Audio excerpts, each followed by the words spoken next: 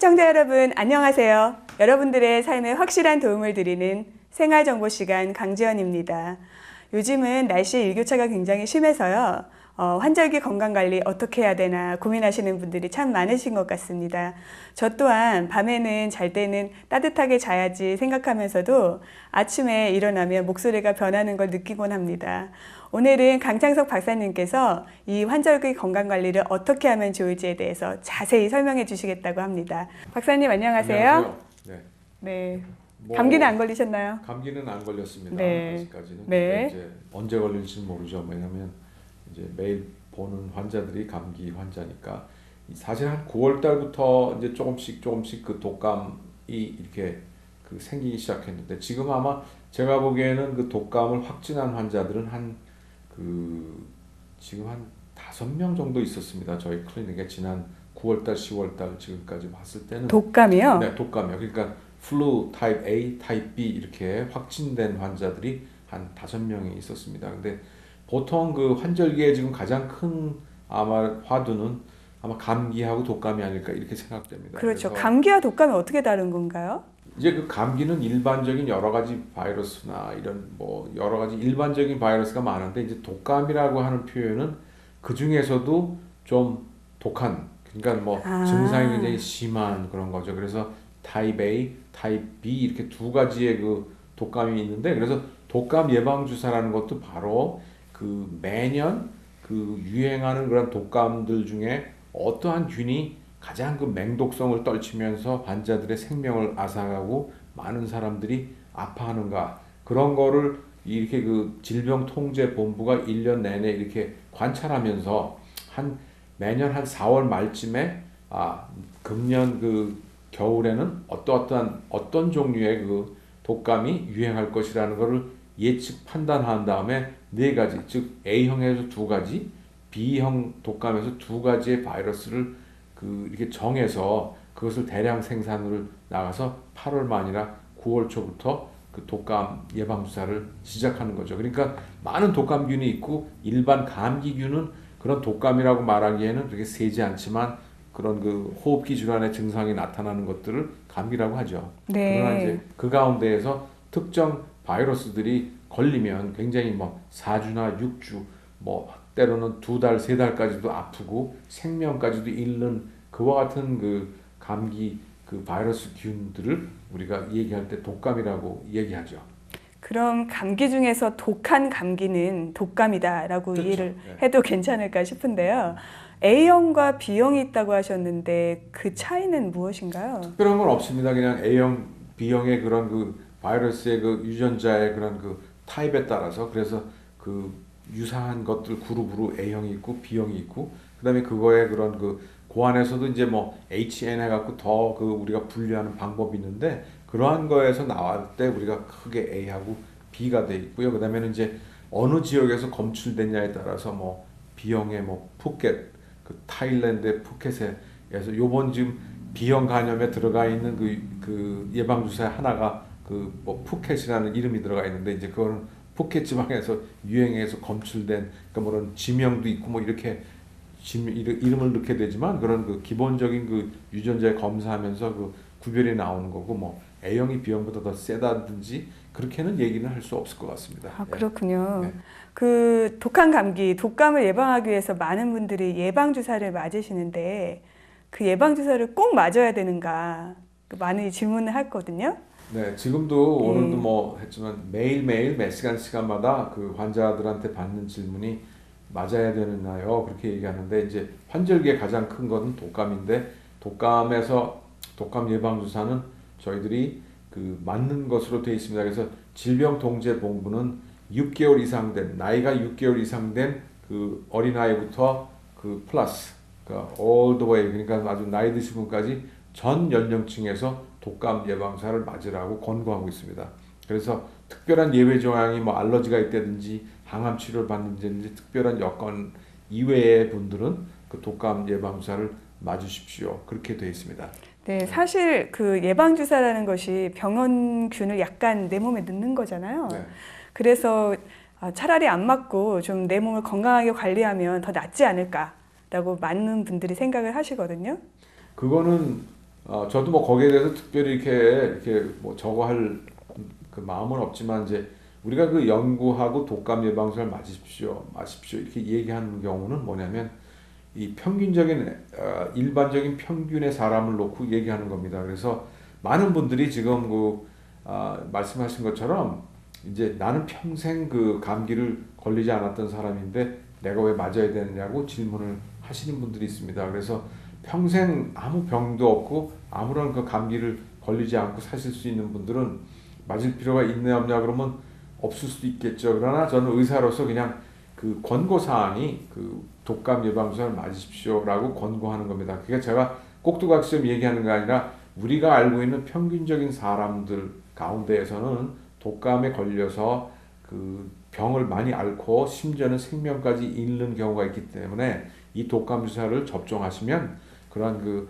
발병률이 얼마까지 떨어지고 그런 그 병원에 입원하는 율이 떨어지고 얼마까지 그다음에 생명을 잃는 경우도 몇 프로에 60% 얼마까지 이렇게 도움을 받습니다 하는 그런 통계 자료를 가지고 그것이 통계적으로 유의하다고 생각될 때 우리가 권고하게 되는 거죠. 그러니까 이 일반적인 전체 많은 사람들의 그 인구에서 통계적으로 그러한 것들을 보고 그걸 근거로 해서 이제 권하는 거기 때문에 개별적으로 본인이 뭐 한 번도 걸린 적이 때문에 맞지 않겠습니다. 그러면 그 본인의 의사가 그러기 때문에 할 수 없지만 저로서는 이제 그래도 우리는 그냥 맞는 것을 권고하는 거로 돼 있고요. 그리고 참고적으로 이 독감의 그 시즌은 대개 11월부터 북반부에서는 11월부터 4월까지입니다. 그리고 남반부는 그러니까 오스트레일리아나 뉴질랜드나 이런 남아메리카는 5월부터 10월까지겠죠. 이제 그렇게 유행이 되고요. 그래서 그 접종 시작은 대개 8월 말부터 9월에 이제 시작을 하고 적어도 한 그 질병통제본부가 원하는 것은 10월 말까지 맞으면 좋겠다 이렇게 얘기를 하죠. 그러나 저희들은 보통 거의 한 12월 달까지도 그 접종을 합니다. 심지어는 1월, 2월까지도 하는데 이제 그 독감이 4월까지 갈 수 있는데 독감 주사는 얼마나 그 효력이 있나요? 그렇게 물어보시면 한 6개월 정도 효력이 있습니다. 그래서 9월부터 치면 9월, 10월, 11월, 12월, 1월, 2월까지가 유지가 되겠죠. 그러니까 10월 달부터 10월 말쯤부터 하면 이제 11월, 12월, 1월, 2월, 3월, 4월 해서 딱 한 6개월이 됩니다. 그러니까 10월 말 정도에 맞으시면 4월까지 이렇게 충분히 진행될 수 있고 참고적으로 또 이 독감 주사는 맞으시면 한 2주가 걸려서야 면역력이 생깁니다. 그래서 저는 이제 많은 그 환자분들이 질문하는데 그 환자분들한테 적어도 그 추수감사절에 땡스기빙에 한 2주 전까지는 맞으십시오 이렇게 권고합니다. 왜 그러냐면 이제 추수감사절이 즉 미국에서 한국이나 뭐 중국도 그 뭐 민족의 대이동이라고 표현하듯이 이제 땡스기빙 어간의 연말연시에 그때부터 많은 방문객들이 오고 가기 때문에 그때부터 그 독감 바이러스가 막 이게 급속도로 확산하고 그런 시즌이 아닌가 이렇게 봅니다. 그래서 그 보통 추수감사절이 11월 말이니까 늦어도 11월 첫째 주나 둘째 주 그 어간에 맞아서 그 이제 11월 말 땡스기빙 때 어떤 타 지역에서 비행기 타고 뭐 이렇게 해서 오신 뭐 바이러스나 이런 걸 다 묻어갖고 온 그 식구들이 방문하거나 뭐 허그하거나 이래도 이제 아마 그 좀 예방하는데 도움이 되지 않을까 그렇게 생각합니다. 네, 그럼 선생님 말씀에 의하면 독감 예방 주사가 6개월 정도의 효력을 발휘를 하니까 그 6개월의 효력을 전부 다 내가 누리기 위해서는 지금 이 시즌이 가장 독감 예방 주사를 맞기에 좋다는 말씀으로 이해를 하면 될 것 같습니다. 네, 지금 베스트 시즌입니다. 지금이 좋은 시간입니다. 네, 그리고 예방 주사 말고도 그 감기에 걸리지 않기 위해서 해야 될 일들이 좀 있잖아요. 네. 그 부분에 대해서도 좀 설명해 주세요. 강지연 아나운서 너무나 많이 잘 아시겠지만 이제 그 대개 이제 이 손을 열심히 씻으십시오 그렇게 돼 있죠. 그러니까 네. 손 씻는 거를 습관화해가지고 이제 했는데 이 보통 독감 그 연구에 의하면 이제 그 손에 독감균이 이렇게 묻거나 이러면 그게 이제 결국 한 30초 정도는 씻어야 없어진다 이렇게 가장 베스트는.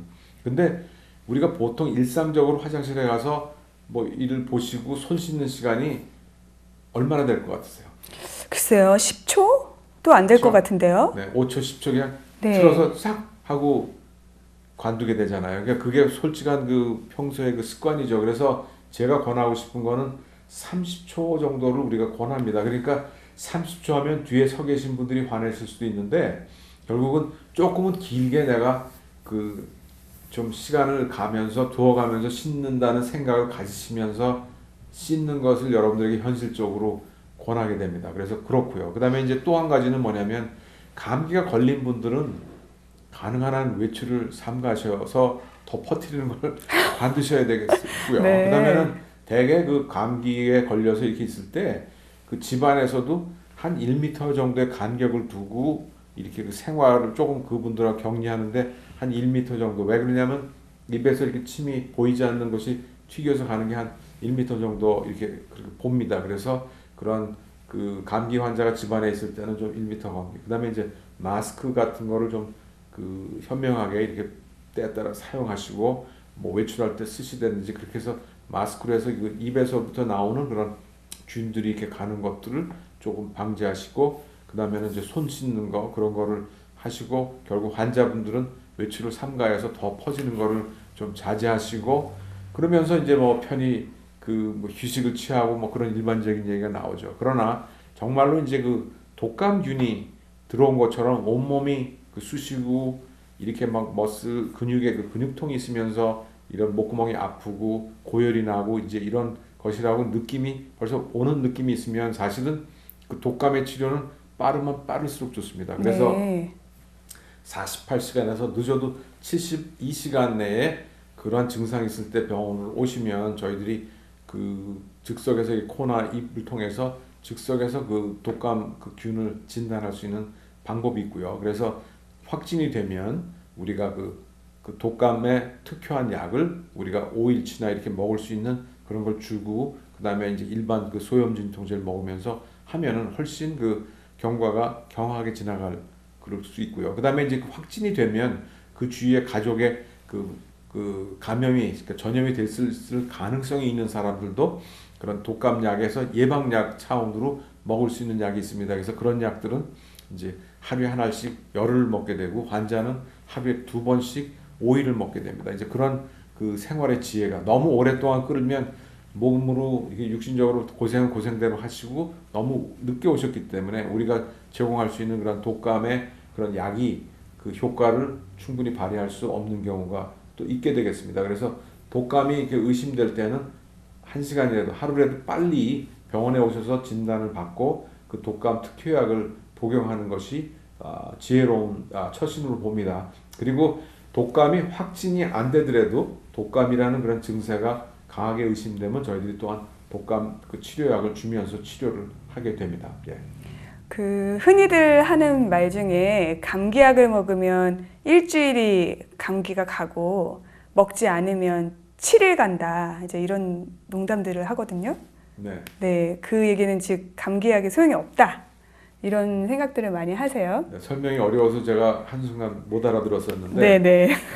뒤로 설명해 주시니까 제가 무슨 얘기인지 알았는데 바로 그것도 정확한 표현입니다. 대부분의 우리 그 미국의 현실적으로 봤을 때 많은 분들이 독감 이외에 일반 감기 아까 말씀하신 것처럼 거의 대부분의 그런 그 증상들은 일반 감기입니다. 그래서 지금 좋은 질문 하셨는데 지금 뭐냐면 일반 감기는 95% 이상의 그런 경우에서 항생제가 필요 없습니다. 즉 몸을 쉬시고 따뜻하게 하시고 그런 진통 해열제 먹으면서 이렇게 그 쉬시면 일주일 아까 얘기하셨는데 일주일이고 열흘이고 시간이 지나면 대부분의 그런 감기들을 낫습니다. 그래서 그 미국 우리 그 학회에서도 지금 그 항생제 남용에 대해서 굉장히 많은 우려를 그 표현하고 있습니다. 그래서 거의 대부분의 정말로 95% 이상의 그런 대부분의 감기는 그런 항생제를 쓸 필요가 없다. 이렇게 그 권하고 싶습니다. 그래서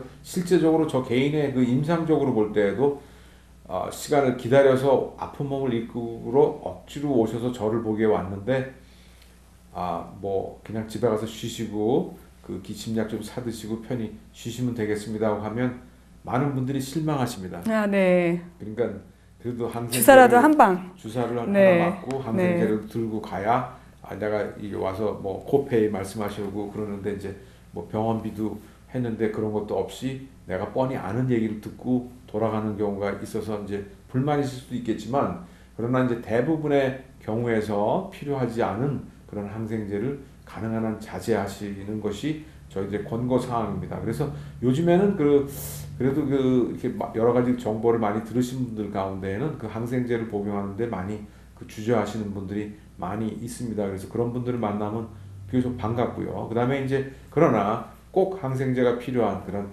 아주 깊은 기관지염이라든지 폐렴이라든지 이렇게 좀 중한 병으로 오랫동안 앓는 분들은 당연히 항생제가 필요하시죠. 그리고 어떤 때는 너무 근육통이나 이게 심하시기 때문에 주사로 이렇게 어려움을 이렇게 넘어가는 그런 경우도 물론 있습니다. 그래서 찾아오신 분은 대부분이 아픈 분들이기 때문에 주사나 이렇게 좀 항생제를 쓰는 확률이 높긴 높죠. 그러나 이제 제가 일반적으로 말씀드리는 경우에서는 항생제를 특별히 이렇게 남용하는 수준에 우리는 있기 때문에 그렇게 많이 쓰실 필요는 없습니다. 그렇게 말씀드리겠습니다. 네. 아까 선생님 말씀하셨을 때 독감에 걸렸을 때는 1m 이상 가족과 좀 떨어져 있어라 라고 말씀을 하셨는데 네. 반면 선생님께서는 독감 환자들을 많이 보신다는 말씀이에요. 네. 그리고 선생님께서는 독감에 안 걸리셨다고 하셨어요. 그러면 어떻게 평생 안 걸린 게 아니고요. 지금은 안 걸렸다고 네. 하셨잖아요. 그래서 그렇게 독감 환자들을 가까이 접하면서도 독감에 안 걸렸던 뭐 비결이 있으신가요? 저는 주일 예배를 꼬박꼬박 가려고 노력하고 있거든요. 그래서 네. 그런지는 모르겠는데 뭐 아무래도 의료 계통에 봉사하시는 분들은 그런 기운들이 노출될 때 어떤 항원에 대한 항체가 조금은 있다고 봅니다. 일반적으로 항체가 좀 빌드업되고 있고요. 그다음에 네. 이제 또한 그리고 그것뿐만이 아니고 사실은 의료계에 봉사하는 분들은 모두 다 독감 예방 주사를 접종을 받습니다. 그래서 병원 같은 데서 받지 않으면 특별한 마스크를 독감 시즌 내내 쓰도록 그렇게 특별 처리를 합니다. 그래서 거의 강제적으로 이 독감 시즌에 독감 예방 주사를 맞게 돼 있습니다. 그래서 특별히 제 몸이 뭐 특별히 이게 다른 뭐 유전자가 다르고 외계에서 온 그런 사람들이 아니기 때문에 저희들도 꼬집으면 아프고 감기도 좀 심한 환자가 왔다 가면 자칫하면 감기 기운이 있다가 또 낫고 우리 스태프들도 감기 걸리는 분들이 사실 많습니다. 그래서 네. 우리도 거의 비슷하게 고통을 받고 있습니다, 사실. 네. 그래도 그 직업으로 인해서 항체가 많이 형성이 됐다. 조금 뭐 있다고 네. 보겠죠. 그리고 이제 그리고 그러기 때문에 이제 환자 볼 때마다 손을 중간 사이사이마다 네, 30초 이상. 네, 열심히 네. 손 씻고요. 그다음에 이제 가능한 한 또 조금 기분이 이상하면 이제 마스크를 쓴다든지 그리고 그런 독감 환자가 들어왔다 나오면 저희들이 거기를 이렇게 닦고 클린저하고 이제 그런 노력들을 스태프들이 하고 있습니다. 그래서 그런 특별한 주의를 기울이고 있죠. 그다음에 이제 또 잘 모르고 있다가 노출되는 경우가 많은데 우리는 이제 아픈 환자가 오면 좀 경계를 하면서 이렇게 보기 때문에 조금 그런 데에서도 또 조심하는 그런 게 있죠. 네. 겨울철에는 몸이 많이 추워지잖아요. 네. 그래서 뭐 모자를 쓴다거나 목도리를 한다거나 또 따뜻한 옷들을 많이 입으시는데 몸을 그렇게 따뜻하게 하는 것이 감기 예방에 도움이 되나요? 그것은 약간의 어떤 문화적인 차이점도 있다고 봅니다. 그러나 우리 집안의 자녀들을 보면 이 겨울에도 반바지에 반팔 이렇게 여름을 만난 그렇죠. 것처럼 이렇게 네. 다니는 게 많은데, 그러니까 미국에서 자란 우리 2세들 가운데에는 그런 약간 좀 이렇게 여름철처럼 이렇게 반팔 겨울에도 특히 아틀란타 경우에는 정말로 겨울에도 정말 반팔에 반바지 입고 다니는 청소년들을 더러더러 볼 수가 있는데 어떤 면에서는 어렸을 때 자랐을 때 약간 찬 듯한 밤에 공기 실내 온도가 뭐 한 68도까지 유지하는 것이 적절하다고 얘기하는 것도 있는데 하여튼 68에 적어보면 한 72도 뭐 74도까지도 올라가면 좀 많지만 이제 조금 약간 찬 듯한 것이 숙면에도 도움이 되고 아마 건강에도 이렇게 좋다고, 너무 더우면 안 좋다는 게 이제 일반적인 과학적인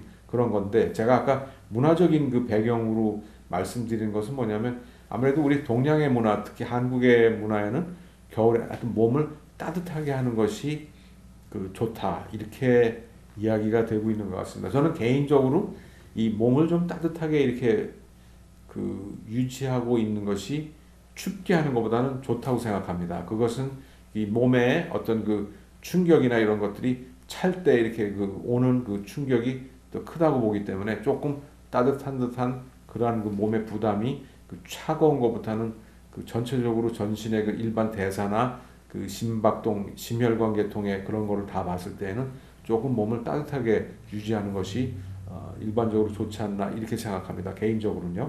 그래서 이 우리 컬처에서 문화적인 차이도 그렇겠지만 그래도 이제 그 삶의 지혜는 너무 따뜻해도 안 되니까 겨울에 그 영어로 얘기하면 레이어라고 그러는데 어떻게 설명해야 됩니까? 겹겹이 있죠. 예. 그러니까 그 요새는 그런 옷들이 많이 나왔잖아요. 옛날에 우리 뭐 삶이 힘들고 그랬을 때는 아주 두터운 뭐 스웨터에다가 두터운 외투 입고 그냥 이러니까 그러다가 잘못 어디 엉뚱한 데 가서 더우면 뭐 중간에 벗을 수도 없고 뭐 그렇게 되지만 그러니까 제가 보기에는 그 삶의 지혜는 겨울에는 가능한 한 여러 겹을 입어서 그때그때 그 온도에 따라서 벗고 입고 그렇게 하는 것이 그 생활의 지혜가 아닐까 이렇게 생각합니다. 네, 내 몸의 온도를 좀 유지하도록 지혜롭게 하는 것이 네. 좋다라는 말씀으로 이해를 하겠습니다. 이외에도 혹시 그 환절기 건강 관리를 위해서 저희들에게 해주실 말씀이 있으신가요? 그래서 좋은 질문이 뭐 감기하고 벌써 이렇게 했는데 그 제가 보기에는 이제 겨울철이 아무래도 그 해가 멀어지고 그 태양에 그 노출될 수 있는 시간들이 줄기 때문에 이런 그 뭐 우울증이라든지 이런 게 많다고 그러는데 이제 비타민 D에 대한 얘기를 잠깐 비춰드리면 우리 그 북반부에서는 이제 그 여름 때에 그런 태양이 우리 피부를 첫째는 뭐 피부를 태양에 노출해야 그 비타민의 D의 대부분은 그 햇볕에 노출돼서 만드는 것이 그 소스입니다. 공급원인데 그래서 이제 여름철에 운동 많이 하고 야외에서 활동을 많이 해서 충분한 그 비타민 D를 그 만들 수 있는 그 햇빛에 노출돼 가지고 겨울에 그 북반부에 사는 우리 그 미국이나 이런 데 사는 때는 해가 이제 남쪽으로 멀어지기 때문에 그 멀어진 태양은 겨울에 그 햇볕을 정면으로 쬐어도 비타민 D를 만드는 데는 그 충분하지 않다 이렇게 과학적으로 얘기가 되어 있습니다. 그래요? 그래서 이 비타민 D를 그 쬐려면은 뭐 일반의 여름에 10시부터 2시 사이에 강한 그 시간에 한 15분 이상 이게 쪼여야 충분하게 네. 노출상 쪼여야 비타민 D를 이렇게 만든다 이렇게 되어 있습니다. 그래서 현대를 사는 한국 이런 그 아시아나 이런 우리 현대인들은 그런 비타민 D를 만드는데 기본적으로 그 부족한 상태에 있게 됩니다. 그래서 여름철에도 요새는 현대인들은 다 실내에서 운동도 실내에서 하고 이제 뭐 그냥 사는 게 거의 실내에서 하기 때문에 그리고 이제 나가면 또 다 그 자외선 차단제를 바르면서 하는 게 습관으로 돼 있기 때문에 사실은 비타민 D는 한국 분들은 한 90%에서 비타민 결핍증 환자입니다. 그래서 네. 이 겨울에 그 어차피 그 햇빛의 노출이 더더구나 없는 그 겨울철을 지나시는 데에는 그 비타민 D3를 이렇게 사서 따로 공급을 하면서 매일매일 먹는 것이 그 건강에 도움이 되지 않을까 이렇게 생각되고요. 그래서 이제 그런 것이 있고 그 세 번째로 마지막으로 그냥 간단하게 하나 말씀드리면 결국은 공기가 건조해지잖아요. 네. 그러니까 피부가 건조해지고 아까 감기도 얘기했지만 이제 실내에 그 춥기 때문에 실내에서 그 난방이 계속 돌아가기 때문에 공기가 전반적으로 굉장히 그 건조해지는 그와 같은 시즌이 겨울이 되죠. 물론 여름에도 그 에어컨 냉방으로 해서 공기가 건조해질 수도 있겠지만 그래서 겨울에는 가능한 한 그런 어떤 가습의 그런 습도에 대해서 조금 더 유의하는 그 계절이 된다고 보고요. 그러면 그렇게 될 때 한동안 그 가습기의 그 안전성에 문제가 많기 때문에 가습기를 따로 사지 않아도 그 방에서 그러니까 침실이나 이런 데 이렇게 큰 뭐 대야나 이렇게 하여튼 물이 이렇게 있어가지고 자체적으로 이렇게 증발하면서 아주 가장 그 자연스러운 방법으로 습도를 이렇게 유지할 수 있는 방법들이 있기 때문에 겨울철에 그 실내에서 습도를 유지하는 것도 굉장히 그 피부를 위해서나 그런 환절기의 그런 기관지나 이런 호흡기 질환을 위해서도 굉장히 그 도움되는 그 같은 정보가 아닐까 이렇게 생각됩니다. 네. 환절기 건강 정보에 대해서 강 박사님께서 많은 말씀을 해주셨는데요. 우선 6개월 동안 효과를 볼 수 있는 독감 예방주사, 독감 시즌은 9월부터 4월이기 때문에 가능하면 땡스기빙 시즌 전에 맞는 게 좋다라고 말씀을 하셨고요. 그리고 우리 흔히 손을 씻을 때는 보통 5초에서 10초 간단하게 씻지만 실제로 효과를 보려면 30초 이상 손을 씻어야 된다고 말씀을 하셨습니다. 그리고 우리 저녁 때 주무실 때 가습기를 사용하시거나 사용하기 어려우시면 많이 물을 떠서 한 곳에 둔다거나 예를 들어서 빨래를 말려도 괜찮을 것 같다는 생각도 들고요. 아주 실생활에 도움이 되는 말씀들을 많이 해주신 것 같습니다. 강 박사님 감사합니다. 네, 감사합니다. 네, 지금까지 생활정보 강지연이었습니다. 다음 주 이 시간에 더 좋은 정보로 찾아뵙겠습니다. 시청자 여러분, 안녕히 계세요.